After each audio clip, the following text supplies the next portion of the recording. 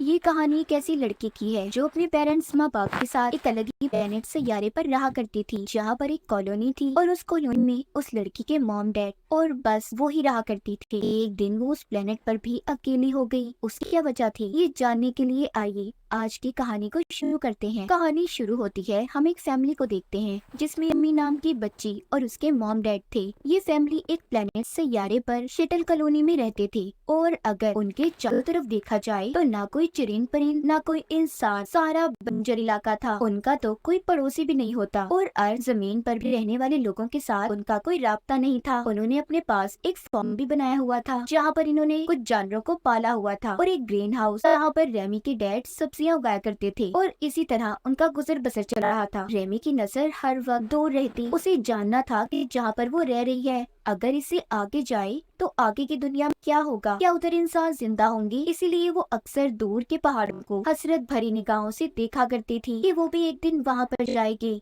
मगर उसकी मॉम हर वक्त उसे इन कामों से मना किया करती थी। मगर इस फैमिली को एक उम्मीद थी कि कभी न कभी इस प्लेनेट पर ही अर्थ जमीन की तरह लोग आकर बस जाएंगे। एक दिन रेमी के डैड घर में देर से आते हैं। वो बहुत ज्यादा परेशान लग रहे थे। रेमी भी खड़ी चुपके से मॉम डैड की बातों को सुन लेती है। रेमी के डैड को शक था कि कहीं उनके आसपास अजनबी लोग हैं जो उनके घर में घुसना चाहते हैं। ये बातें रेमी भी सुन लेती है। अब रात को रेमी के डैड उसके पास आते हैं और कहते हैं, बेटी परेशान नहीं हो, ऐसा कुछ नहीं होगा और जो कुछ तुमने सुना डरने की कोई जरूरत नहीं है, मैं सब संभाल लूंगा। मगर रेमी अब भी डरी हुई थी। एक सुबह जब वो जागती है तो खिड़की पर होम से किसी ने लिव लिखा हुआ था कि यहाँ से चले जाओ। ये सब देखकर रेमी के मॉम डैड डर जाते हैं। उसके डैड ने जल्दी से राइफल उठा ली थी और यहाँ वहाँ देखने लगते हैं कि आखिर कौन है जो ये सब कर रहा था। रेमी की मॉम भी उसे लेकर छुप जाती हैं। तभी कुछ देर के बाद रेमी के मॉम डैड को 3 लोगों की आवाजें सुनाई देती हैं जो 6 होने का नाटक कर रहे थे ताकि इन लोगों को लगे कि वो बहुत से लोग हैं, मगर वो किसी को नजर नहीं आ रहे थे। इसलिए रेमी के डैड पागलों की तरह जोर से चिल्लाकर कहते हैं कि जो भी है सामने आ जाए। छोटी रेमी दूर खड़ी जो ये सब देख रही थी वो अपने डैड का ऐसा रूप देखकर डर जाती है क्योंकि उसने अपने डैड को ऐसे पहले कभी नहीं देखा था। रेमी के मॉम डैड सारा दिन निगरानी करते हैं कि आखिर कौन है जो उनके घर में आने की कोशिश कर रहा है। उधर रेमी इस बात से परेशान थी कि उसके फार्म के जानवर ठीक है या नहीं, इसीलिए वो अपने मॉम डैड को बताए बगैर चुपके से घर से बाहर निकल जाती है। वो बाहर आकर अपने जानवर को देखकर खुश होती है कि वो अभी तक ठीक था। लेकिन जब उसकी मॉम को पता चलता है कि रेमी घर पर नहीं है, इसलिए वो जल्दी से बाहर आकर रेमी को लेने आती है। जब रेमी अपने घर की तरफ आ रही थी तो उन लोगों ने भी उसे देख लिया था जो इसके घर के पास छुपे हुए थे। वो रेमी को पकड़ना चाहते थे मगर सही वक्त पर रेमी के डैड ने गोली चलाकर एक आदमी को मार दिया था, जबकि उसकी मॉम दूसरे को रोकती है और उसे चाकू से मार देती है और फिर वो रेमी को लेकर अंदर भागती हैं। बाहर रेमी के डैड आखिरी दुश्मन को ही मार गिराते हैं। गोली उस दुश्मन के पाँव में लगी थी जिस वजह से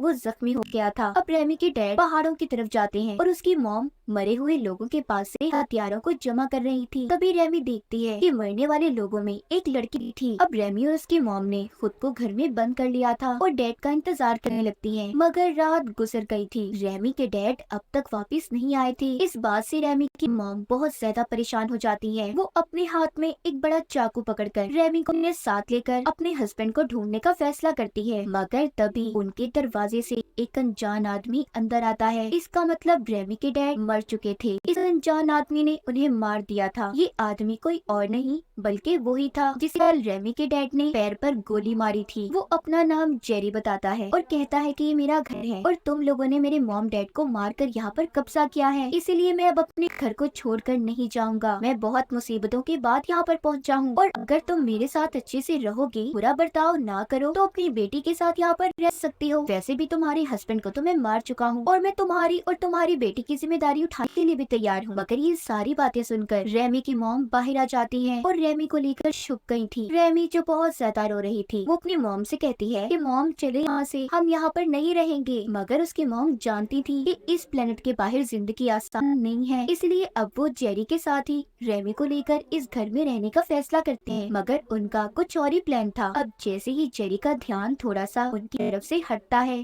तो रेमी की मॉम मौका पाते ही घर के अंदर घुसकर एक चाकू से जेरी पर हमला कर देती है। मगर उसने रेमी की मॉम को पकड़ लिया था और गन से नहीं लगता है मगर नहीं मारता और कहता है मुझे खुद को साबित करने के लिए 30 दिन का वक्त दो, मैं तुम्हें कुछ नहीं कहूँगा। अब रेमी की मॉम जेरी से कहती है मैं तुमसे कुछ नहीं चाहती, बस इतना कर दो, मैं अपने हस्बैंड को उनकी मौत के बाद दफनाना चाहती हूँ। जेरी भी इस बात के लिए तैयार हो गया था और रेमी के डैड के साथ साथ अपने साथियों को भी दफना देता है। तो रेमी के डैड ने मारे थे, अब वो और उसकी मॉम एक अनजान आदमी के साथ रहने लगी थी। रेमी बार बार अपनी मॉम से कहती है प्लीज मॉम चले यहाँ से, पर उसकी मॉम जानती थी कि बाहर की दुनिया में इनके लिए जेरी से भी बड़े बड़े खतरे हैं। अब रेमी जेरी पर नजर रखना शुरू करती है। वो देखती है उसके पास बहुत सारे हथियार थे। अब वो उसके जाने के बाद रेमी जेरी के बैग की तलाशी लेती है जिससे उसे एक मास्क और एक लड़की की तस्वीर मिलती है। ये वही लड़की थी जिसको रेमी की मॉम ने चाकू से इसे बचाने की खातिर मार दिया था। अब रेमी और उसकी मॉम 30 दिन गिनना शुरू करती हैं। जेरी के वादे के मुताबिक वो उसके साथ रहने लगी थी। जेरी बाहर के सारे काम संभाला करता जबकि रेमी की मॉम घर के काम किया करती थी। एक दिन रेमी की मॉम अपने स्टोर रूम से एक रोबोट मशीन निकालती है जो एक पालतू जानवर की तरह था। रेमी को एक अच्छा दोस्त मिल गया था, वो बोलता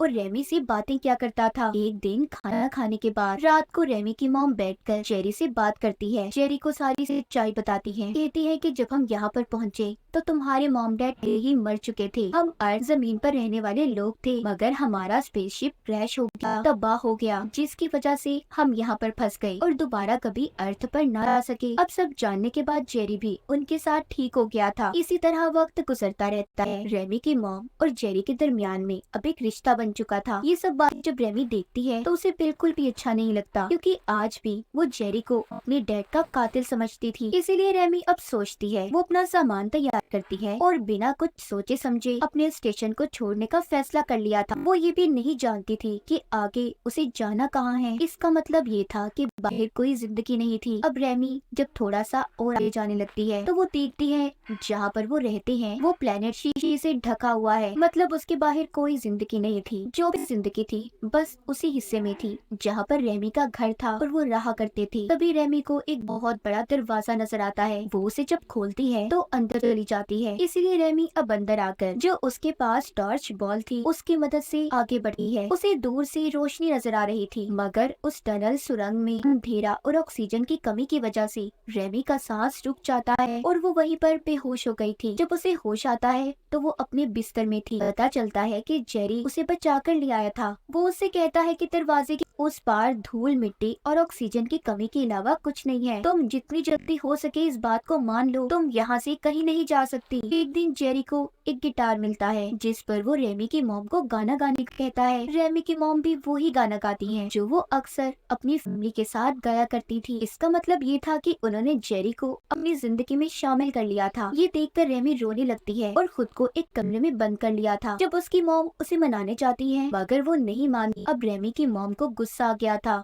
और वो जेरी को मारने के लिए एक गन उठा लेती हैं क्योंकि वो ये सोच रही थी कि इसकी वजह से उसकी बेटी नाराज हो गई और उसने अपने हस्बैंड को भी खो दिया। जैसे ही वो उस पर गन को चलाने लगती है मगर उसमें कोई गोली नहीं थी, इसलिए अब वो चाकू लेने भागती है। जेरी भी उसके पीछे जाता है। बाहर खड़ी रेमी ये सब देख रही है। जेरी ने अब रेमी की मॉम को भी मार दिया था। ये देखकर तो रेमी टूट गई थी। अब वही होना था जो इसने कभी सोचा भी नहीं था कि उसे एक अनजान और अपने मॉम डैड के कातिल के साथ जिंदगी गुजारनी थी। इसलिए अब वो उससे बचने के लिए यहाँ से भागती है। जेरी ने उसे पकड़ लिया था और उसे रुकने का कहता है। एक छोटी बच्ची होने की वजह से रेमी के पास कोई रास्ता नहीं था, इसीलिए अब उसे जेरी के साथ ही रहना था। रेमी की मॉम को भी उसी पहाड़ पर दफना दिया जाता है जहाँ पर उसके डैड दफन थे। वक्त ऐसे ही गुजरता रहता है। रेमी अब बड़ी हो चुकी थी और एक खूबसूरत लड़की बन जाती है जो जेरी के साथ रह तो रही थी पर उदास और बिल्कुल चुप। मगर अब उनके आसपास और भी बहुत से जानवर थे, बहुत सी सब्जियां थी। एक दिन जेरी रेमी को गोलियों से भरी हुई गन देता है क्योंकि इतने सालों में रेमी ने आज तक उसे मारने की कोशिश नहीं की थी। इसका मतलब ये नहीं था कि उसे जेरी अच्छा लगता था, बल्कि वो आज भी उसे अपने मॉम डैड का कातिल समझती थी और उससे हर वक्त बच कर रहा करती थी। दूसरी तरफ जेरी ये चाहता था कि रेमी सब भूलकर उसके साथ हंसी खुशी जिंदगी गुजारे। एक दिन वो उसे अपने साथ एक तालाब पर भी लेकर जाता है जहाँ पर रेमी पहली बार तालाब पानी में नहाती है और फिर दोनों चुपचाप बैठकर शराब पीते देखते हैं जब ये घर आते हैं तो घर पर जेरी रेमी को उसकी मॉम की बनाई हुई तस्वीर देता है, जिसे देखकर वो रोने लगी थी। यहाँ पर जेरी के इरादे कुछ ठीक नहीं थे। वो रेमी को बहुत ही अजीब तरीके से गले लगा लेता है। ये देखकर रेमी डर गई थी। अब तो वो रात को भी डरने लगी थी क्योंकि उसे अब जेरी के साथ रहना अच्छा नहीं लग रहा था। जेरी की नीयत भी बदल गई थी। वो रेमी को अब छोटे बच्चे की नजर से नहीं बल्कि उसके अंदर एक खूबसूरत लड़की को देखता था। एक दिन जेरी रेमी से कहता है कि मुझे लगता है बस अब इस प्लेनेट पर तुम और मैं ही जिंदा बचे हैं, इसीलिए तुम मेरे साथ रहो और हम बच्चे पैदा करके नस्ल को आगे बढ़ाएंगे ताकि इंसानों का वजूद कभी खत्म ना हो। मगर रेमी साफ मना कर देती है, कहती है मैं दुनिया में आखिरी ही क्यों ना बचूं, मगर तुम्हारे साथ अपने मॉम डैड कातिल के साथ कभी नहीं रह सकती। इतना कहकर वो रोबोट मशीन के साथ बाहर चली जाती है और बहुत सोचने के बाद उसने ये जगह छोड़ने का फैसला कर लिया था। लेकिन जेरी को रेमी के इन इरादों के बारे में पता चल जाता है, इसीलिए वो उसके कमरे से मास्क लेकर बाहर आ गया था ताकि रेमी कभी भी उसे छोड़कर ना जा पाए। वो भी उसके पीछे भागती है और मास्क को लेने की कोशिश करती है, मगर गलती से वो नीचे गिर जाती है और बेहोश हो गई थी। जब उसे होश आता है तो खुद को बेड पर बंधा हुआ पाती है। उसके सामने जेरी बैठा था जिसके गलत इरादे साफ उसकी आंखों में नजर आ रहे थे। वो उसे कहता है देखो अभी भी तुम सोच सकती हो, मगर रेमी अब भी उसकी बात सुनने को तैयार नहीं थी। लेकिन अब जेरी उसे साथ जबरदस्ती करने की कोशिश करता है। रेमी की चीखें सुनकर उसकी रोबोट मशीन अंदर आ जाती है और अपने हथियारों का इस्तेमाल करके जेरी पर हमला कर दिया था, जिससे जेरी दूर जाकर गिरता है। मगर जेरी अभी भी मरा नहीं था। वो अब उस रोबोट को गोली चलाकर खत्म कर देता है। उधर रेमी ने भी खुद को आजाद कर लिया था और फौरन एक राइफल उठाकर जेरी के सर में गोली मार देती है। वो भी अब मर चुका था और उसकी लाश को भी पहाड़ पर दफना देती है। थोड़ी देर बाद रेमी को ये एहसास होता है कि वो कितनी अकेली है, यहाँ तक कि उसका दोस्त रोबोट मशीन भी टूट गया। वो अपने अकेलेपन को दूर करने के लिए अपने मॉम डैड की कब्र के पास सोया करती थी। वो ऐसे ही अकेले अपने दिन गुजार रही थी, अपने जानवरों को देखती और ऐसे ही गुजारा करती थी। मगर उसने फिर से अपने दोस्त रोबोट को भी ठीक कर लिया था। अब वो यहाँ से जाना चाहती थी इस उम्मीद के साथ कि शायद उसे इस बंजर जमीन पर कोई इंसान नजर आ जाए। वो यहाँ से जाने की तैयारी करती है और अपने दोस्त रोबोट मशीन को अलविदा कहती है। वो जाते हुए आखिरी बार अपने घर और जानवरों को देख रही थी। फिर वो मास्क लगाकर उसी सुरंग के अंदर जाने लगती है जहाँ से कभी उसने बचपन में भी जाने की कोशिश की थी। अब वो पूरी तरह से तैयार थी। वो देखती है दूर दूर तक बंजर इलाका था, लेकिन फिर भी उसे ये जानना था क्या वो इस दुनिया में बिल्कुल अकेली है। अगर वो अपने सामने आने वाली मुसीबतों से बच गई तो उसका लोगों को ढूंढने का सफर हमेशा जारी रहेगा। तो क्या रेमी का ये सफर पूरा हो पाएगा? क्या उसे अपनी जिंदगी में कोई दूसरा इंसान मिलेगा? और इसी के साथ रेमी की कहानी यहीं पर खत्म हो जाती है।